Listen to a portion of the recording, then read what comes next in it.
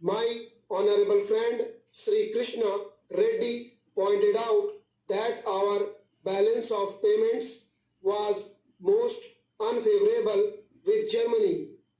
I know that it has been unfavorable, and while partly this is due to Germany imposing very high tariffs, let us realize that we have had to depend for aid and capital from the developed countries, notably Germany, and as such, our balance of payments is bound to be unfavorable. It has been recommended by my friend that we ought to think of the pattern of trade being changed so that the Eastern European countries might be our main customers before us. The advantages of rupee credit and rupee payments are dangled. I only want to sound a note of caution. While it is true that from the point of view of our immediate difficulties, rupee payments offer a solution in the sense of imports not being a current draft on our foreign exchange resources. We ought not to suffer from the delusion that we are getting something for nothing, nor can we think that these rupee payments which are made may not work to our disadvantage. I do not propose to go into this question today, since the issues that merit consideration are different.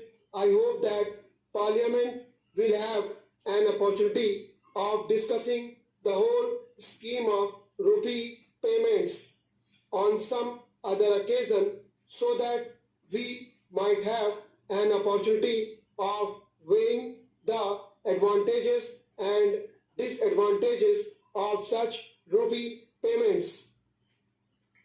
No one for a moment objects to diversified pattern of trade, a structure of trade which is not dependent on any particular grouping of nations. We have emphasized to a certain extent this diversified structure of trade. Probably in the future we have to emphasize it even more. But what is the position today? As it is, the terms which can be arranged for UK's entry into the common market are not dependent on that country alone. They are dependent on others as well.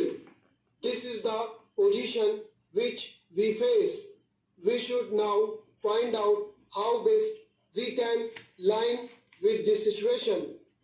There is one thing which has to be affirmed on this occasion.